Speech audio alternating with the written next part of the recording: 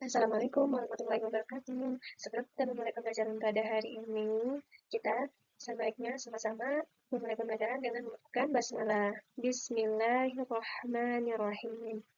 Selanjutnya, kita masuk kepada materi pembelajaran kita pada hari ini tentang masyarakat Arab pra-Islam dan perjuangan dakwah Rasulullah di Mekah. Yang pertama-tama, kita harus mengetahui dulu asal-usul bangsa Arab ini. Dimulai dari latar belakangnya sampai pada Ibrahim dan keturunannya merupakan keturunan Sam bin Nuh. Merupakan nenek moyang bangsa Arab.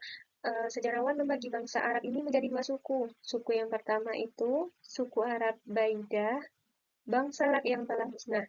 Yaitu bangsa Arab yang telah musnah ini jejaknya dan tidak diketahui lagi dan hanya bisa diketahui dari kitab yang suci. Beberapa suku Arab Baidah ini adalah kaum Ad, kaum Samud, Tasab, Jadis, dan Durhan. Suku keduanya itu adalah suku Bakiyah, bangsa Arab yang masih ada. Mereka terbagi juga menjadi dua kelompok. Kelompok pertama itu Arab Aribah, mereka adalah kelompok Katan dan Tanah Air. Mereka adalah Yaman, di antara kabilah-kabilahnya mereka terkenal dengan Jurhal Yarab. Dari suku yang Arab ini muncullah suku-suku Kahlan dan Himar.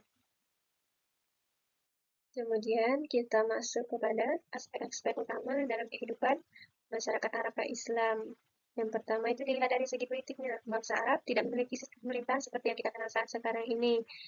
Adapun model organisasi bangsa Arab ini lebih didominasi oleh model kabilah atau kesukuan. Kepala sukunya ini disebut dengan Said, yaitu orang atau seseorang pemimpin yang dipilih antara sesama anggota yang dipilih berdasarkan kerabat dekat seperti famili.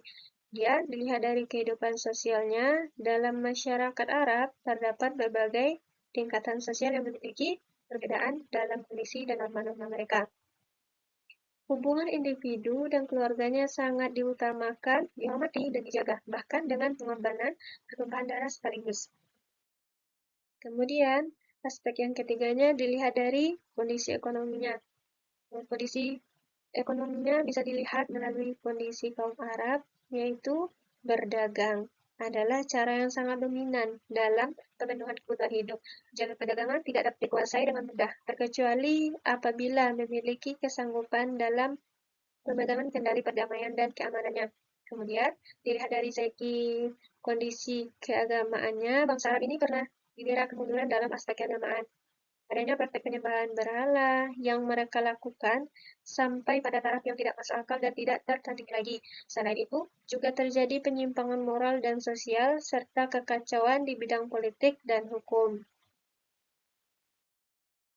Kemudian kita masuk kepada perjuangan dakwah Rasulullah di Mekah. Ada dua cara Rasulullah berdakwah di Mekah ini. Yang pertama itu dakwah Rasulullah secara sembunyi-sembunyi.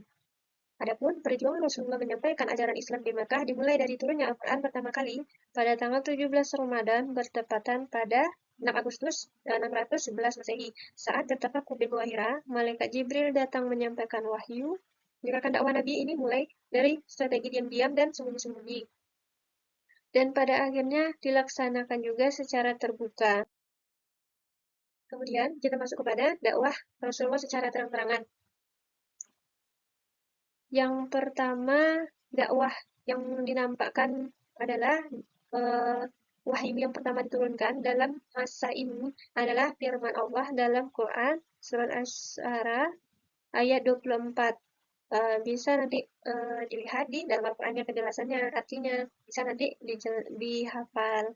Kemudian ada beberapa aspek yang dilakukan ketika berdakwah secara terang-terangan ini. Yang pertama itu, Rasulullah itu menyeru kerabat-kerabat terdekatnya seperti keluarganya, sahabat-sahabatnya, dan orang-orang di lingkungan sekitarnya. Kemudian di atas Bukit Safa, Rasulullah melakukan dakwah secara terang-terangan di Bukit Safa yang mana dilihat oleh kaum-kaum yang begitu ramai.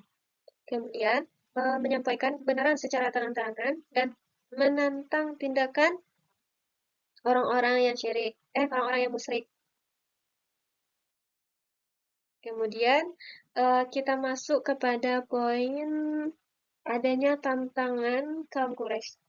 Sebagaimana Rasulullah berdakwah, pasti begitu banyak tantangan yang dilaluinya. Secara terbuka dan terang-terangan, pemimpin kaum Quraisy ini mulai berusaha menghalangi dakwah Rasulullah SAW.